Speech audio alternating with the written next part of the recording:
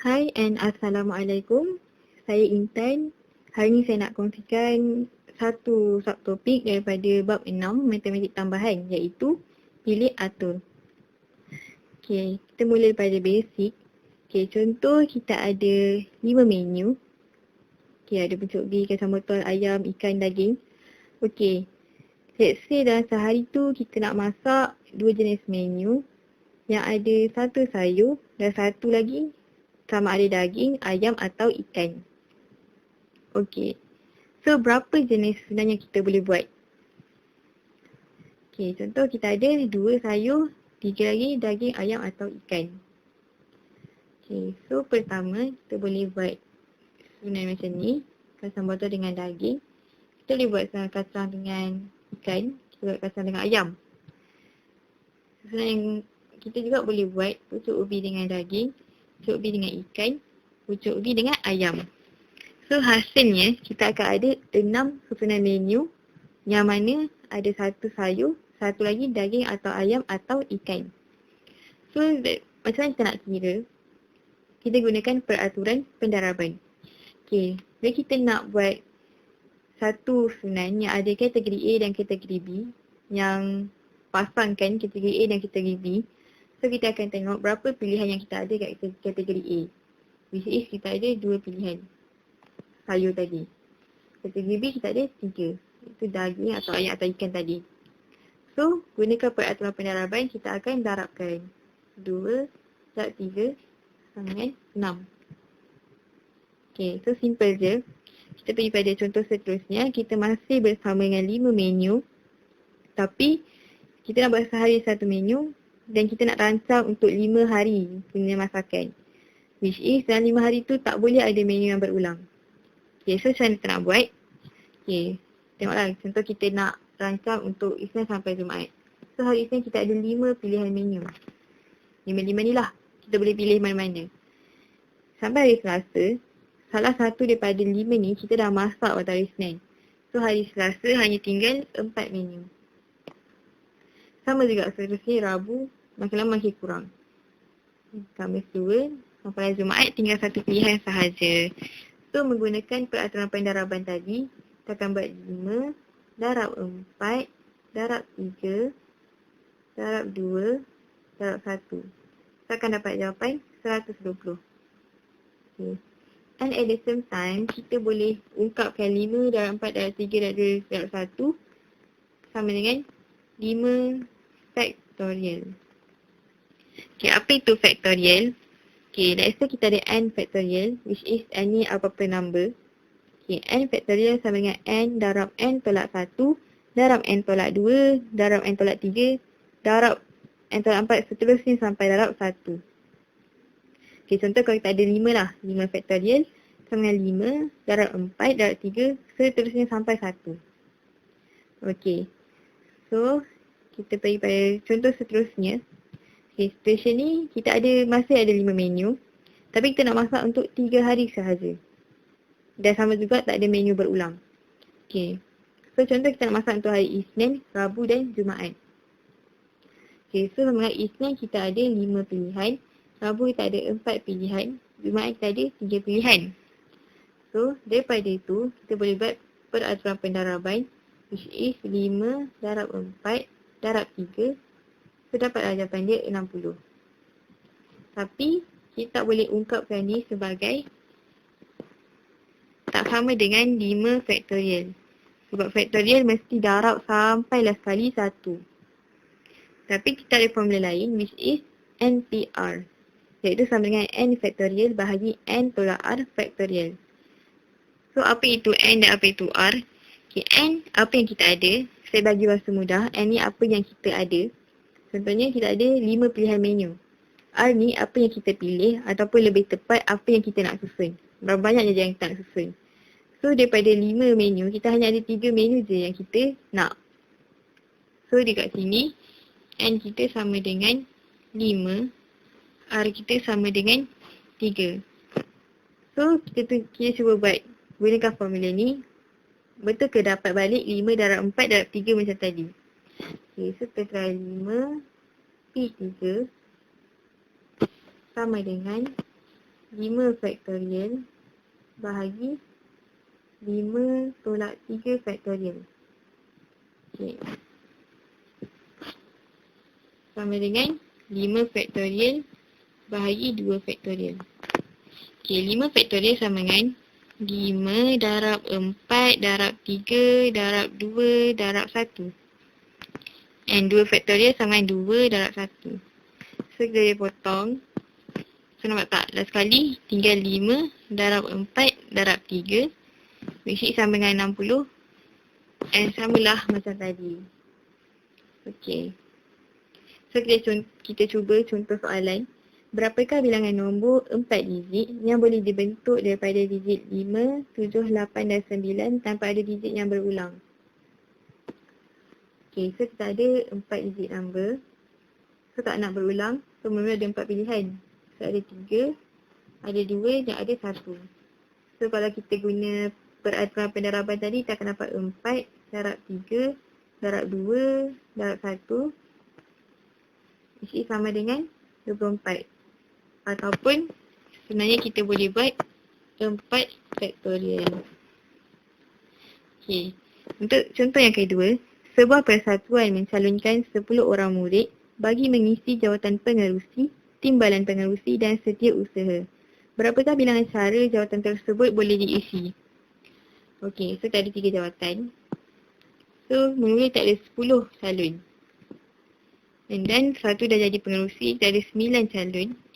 Satu jadi timbalan pengerusi, tak ada lagi 8 je calon. So, sama juga kalau kita gunakan peraturan pendaraban, dapat 10 darab 9 darab 8.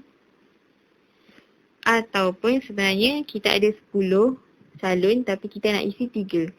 So, tak ada 10 P3. So, kita akan dapat jawapan yang sama iaitu 720. Okey. So, kita pergi pada contoh yang terakhir yang saya nak bagi, iaitu sama juga macam tadi, ada 5 menu, kita nak merancang untuk 3 hari. Tapi kita dah letakkan, contohnya kita dah letak syarat untuk hari Jumaat ni kita nak letak daging. Kita memang nak letak daging untuk hari Ahad. Waktu hari Jumaat. Dan untuk hari Jumaat hanya ada satu pilihan. Okey, bila satu pilihan dah ada kat Jumaat, so daripada 5 tinggal 4. So dekat Isnin ada 4 pilihan. Dekat hari Rabu ada 3 pilihan. Okey. So jalan kerja akan jadi 4 darab 3 darab 1. Yang sama dengan 12. Ataupun kita boleh buat, okey, Jumaat ada satu, kita ada satu menu iaitu daging. Dan kita nak letak kat hari Jumaat. So ada satu, tempat dia pun ada satu. Kemudian kita ada lagi darab, kita ada lagi 4 pilihan yang kita nak letak dekat 2 tempat. So ada 4P2. Sama juga jawapan dia kita akan dapat 12. Okey. So lebih pada contoh yang terakhir, cari bilangan nombor yang lebih daripada 600. Lebih daripada 600 yang boleh dibentuk daripada digit 4, 7, 8 dan 9. Berapakah bilangan nombor ganjil? Okey. So sekarang ni yang pertama kita nak cari bilangan nombor yang lebih daripada 600 dan dia tak letak syarat untuk 4 digit ke 3 digit. So boleh jadi dua-dua. So kita ada dua jenis susunan. Pertama 4 digit, kedua 3 digit. Okey, untuk 4 digit tak kisah pun susunan macam mana, sebab macam mana susun pun tetap akan dapat lebih daripada 600. Tak susun 4x4. Kita ada yang tak ada 4 nombor, yang kita nak susun tu 4 tempat. So 4x4. Okay, untuk yang 3 digit, kita ada syarat dekat depan ni, which is nombor yang kat depan mesti lebih daripada 6. So nombor yang lebih daripada 6 tak ada 7 dan 8 dan 9. So kat depan ni hanya ada 3 pilihan untuk letak dekat satu tempat. Okay, bila dah letak satu, kita ada lagi 3 nombor yang kita boleh letak dekat 2 tempat. Okay, so jalan kira dia akan jadi 4P4 tambah 3P1 darab 3P2. Okay, so kita akan dapat jawapan dia 42. Okey. So terpergi pada soalan kedua. Okey, kita dah jumpa yang lebih pada 600. Yang kedua ni berat sikit sebab dia nak pertama lebih dari 600, kedua syarat dia mesti ganjil.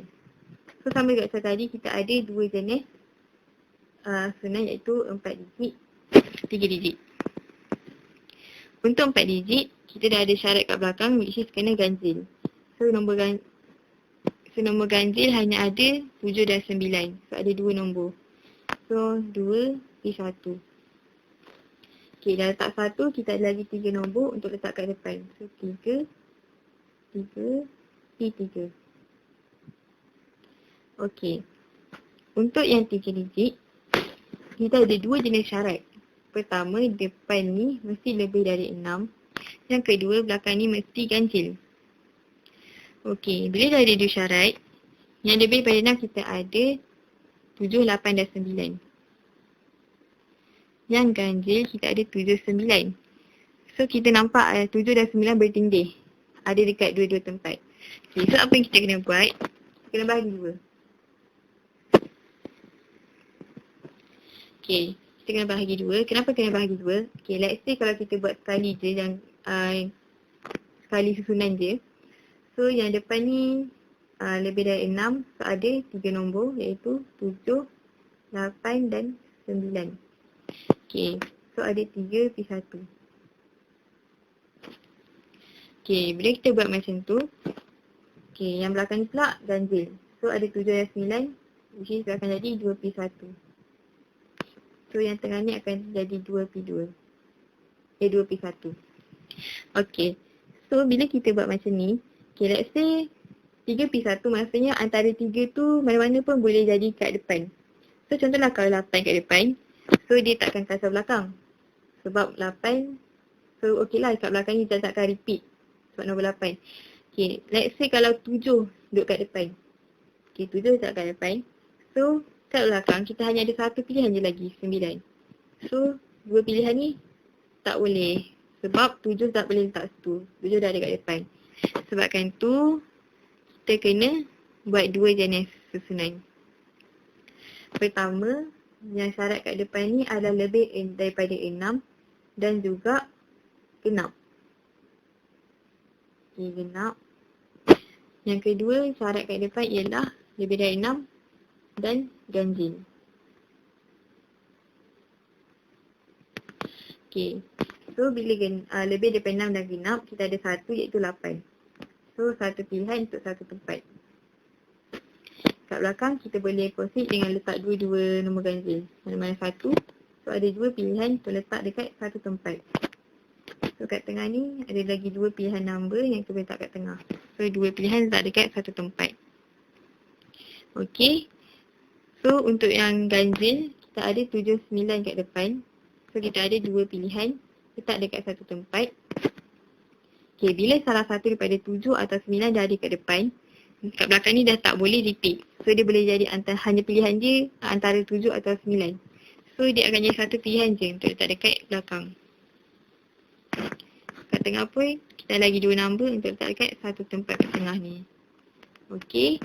So bila kita gabungkan 3P3 yang 4 susunan dengan susunan 3 digit ni, so dia akan jadi 3P3 tambah 2P1. Okey. Ni darab tambah dengan, okey, kat sini kita ada 1P1 darab 2P1 darab 2P1. Yang kedua kita ada 2P1 darab 2P1 darab 1P1. Which is sebenarnya sama je. Sebab bilangan 2P1 kat sini dua-dua ada 2. Yang ni bilangan 1P1 dua-dua ada 1. So kita boleh buat terus 2 darab 2P1 darab 2P1 darab 1P1. Okay. So lepas kira semua ni kita akan dapatlah jawapan dia, iaitu 20. So itu sahaja perkongsian saya untuk tajuk ini. Assalamualaikum.